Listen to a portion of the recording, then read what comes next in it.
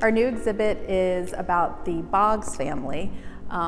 Hale and Lindy Boggs were Louisianians who spent their entire careers in politics.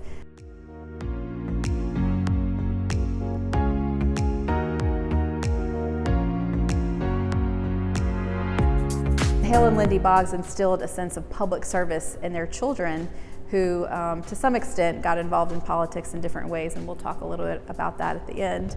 But Hale Boggs started his career right before World War II as a representative, very young. In fact, he was the youngest representative at the time in the legislature. And he served in World War II and then returned as a representative afterwards, and then spent the rest of his career. So from 1946 all the way until his untimely death in 1972, he was a representative for the state of Louisiana. Hale Boggs was in the legislature during a time when the Democratic Party was going through a lot of changes.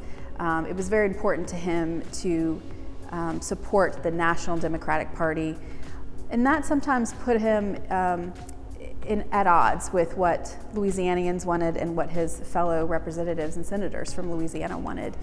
The Democratic Party nationally was becoming more progressive, and their platforms were focusing on civil rights, which was not traditionally something that the state of Louisiana wanted.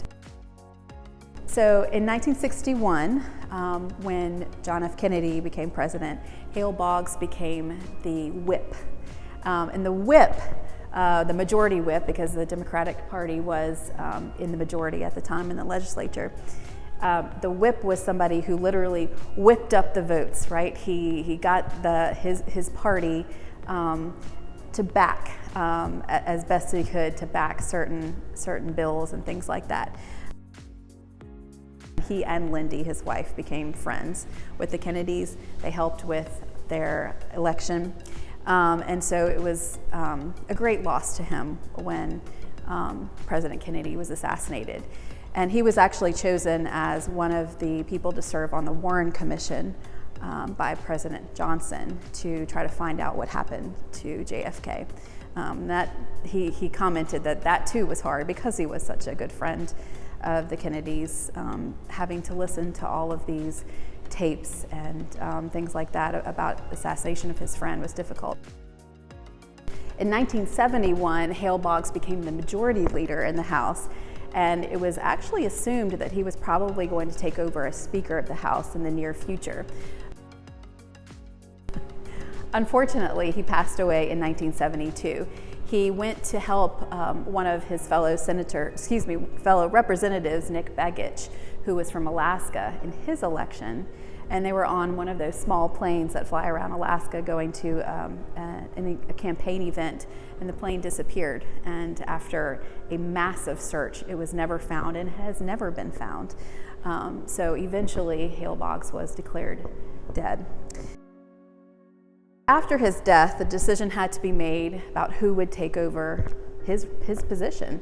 And his wife, Lindy, who had really been the one to run all of his campaigns for all of those decades and had been known as quite a force in Washington, D.C. She was involved in a number of civic organizations and volunteer groups. Everyone seemed to love her. It literally was kind of a slogan she ended up using. Everybody loves Lindy.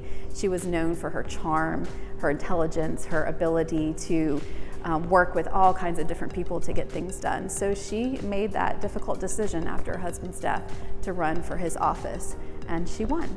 And she continued to win that position for decades to come. Lindy was chosen to be the first woman to chair a major National Party convention. So in 1976, she chaired the Democratic National Convention in New York, and she stood up there and basically started the convention with her gavel. And we have a few items from that convention that mention her in the program. She really did so much work. She helped Louisiana quite a bit as a representative, and upon her retirement, she won just a plethora of accolades. She had many, many honorary degrees. We couldn't even contain all of them or even write about them, but she was quite beloved. She eventually entered back in politics when President Clinton chose her to be the first woman ambassador to the Vatican. And this was something that was special to her because her religion, her Catholicism, was an integral part of who she was. So for her, being able to serve her country and also to do it in a place like the Vatican was really special to her. She had two daughters, Barbara, who herself entered politics and served as the mayor of Princeton, New Jersey, until her death from cancer. She had a son named Tommy who he did run for an election one time, but decided that wasn't for him. He wasn't successful in that election, but he was an extremely successful lawyer and lobbyist in DC. Everybody knew him and everybody worked with him, and he had a very long career in the city. And her other daughter, who is probably the most well-known, is Cokie Roberts. She entered politics in her own way by covering politics in the media. She worked for NPR for many years, ABC. She served as a consultant on a number of shows.